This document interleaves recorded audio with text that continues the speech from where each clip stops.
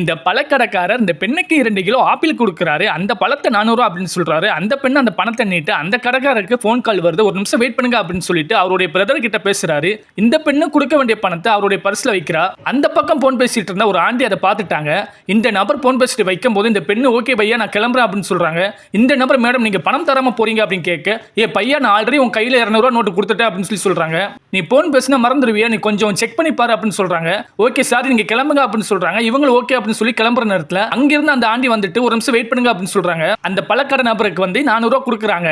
இந்த பெண்ணு நான் ஆல்ரெடி கொடுத்துட்டேன் நீங்க ஆண்டி கொடுக்குறீங்க அப்படின்னு சொல்லி கேட்க இந்த ஆண்டி சொல்றாங்க நான் இவருக்கு 400 ரூபாய் கொடுக்கணும் அப்படின்னு சொல்லிட்டு அந்த விஷயத்தை சொல்றாங்க. இந்த ஆண்டி ஒரு இடத்துல இருந்து ஆட்டோ அப்படின்னு சொல்லி கத்திட்டு இருக்காங்க. அந்த நேரத்தில் ஒரு ஆட்டோக்காரர் வர்றான்.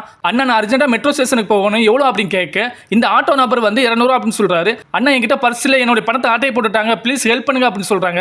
இந்த ஆட்டோ நபரும் பணம் இல்லாட்ட நீங்க ஏறாதீங்க அப்படின்னு சொல்லி பேசுறான். அந்த பக்கம் அந்த பழக்கடைக்காரர் பார்த்துட்டே இருக்காரு. இந்த ஆட்டோ நபரை பார்த்து இந்த நபர் சொல்றாரு அவசரமா ஒருத்தவங்க போறோம் அப்படின்னு சொல்றாங்க நீங்க ஹெல்ப் பண்ண மாட்டீங்களா அப்படின்னு சொல்லிட்டு நீங்க ஆட்டோல உட்காருங்க அப்படின்னு சொல்ல அந்த ஆண்டி அந்த ஆட்டோல உட்கார்றாங்க. இந்த பழக்கடை நபர் வந்து ஆட்டோக்காரனுக்கு 200 ரூபாய் கொடுத்துட்டு அந்த ஆண்டிக்கு 200 ரூபாய் கொடுக்குறாங்க. நீங்க பார்த்து போங்க அப்படின்னு சொல்ல அந்த ஆட்டோக்காரன் கிளம்பிட்டான். இது அந்த ஆண்டி வந்து இந்த பெண்கிட்ட சொல்லிட்டே இருக்காங்க. இந்த மாதிரி யாரையும் உதவி பண்ணுவாங்களான்னு தெரியல அப்படின்னு சொல்லிட்டு அந்த பணத்தை கொடுக்குறாங்க. இவரை ரொம்ப நன்றி அப்படின்னு சொல்லிட்டு அந்த பணத்தை வாங்கிட்டாரு. இந்த பெண்ணு சாரி தெரியாம பண்ணிட்டேன் அப்படின்னு சொல்லி இந்த பெண்ணு கொடுக்காம மறைச்சு வச்சிருந்த பணத்தை கொடுக்குற அந்த பணத்தை வாங்கிட்டு ரொம்ப நன்றி அப்படின்னு சொல்றாரு.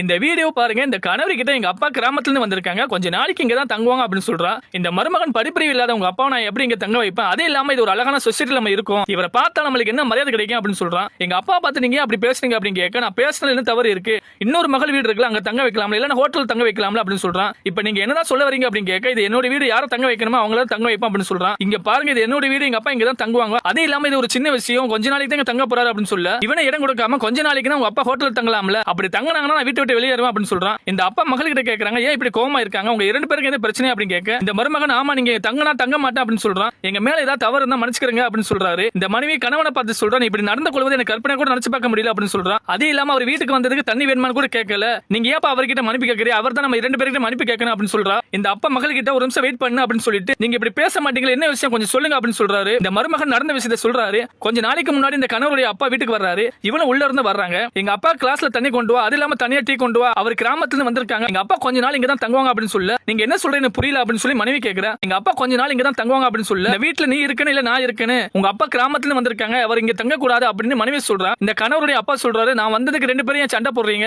நான் தேவைண்டா ஹோட்டல்ல தங்கிக்கிறேன் அப்படின்னு அந்த கணவருடைய அப்பா சொல்றாரு. இந்த விஷயத்தை மாமனார் கிட்ட மருமகன் சொல்றான். இந்த அப்பா மகள் கிட்ட சொல்றாங்க இப்படி நடக்க கூடாது எல்லாம் தப்பு அவர் உன்னுடைய அப்பா தானே நீ பண்ணது எவ்வளவு பெரிய தப்பு தெரியுமா அவர்கிட்ட மன்னிப்பு கேளு அப்படின்னு சொல்லி அவருடைய அப்பா சொல்றாரு.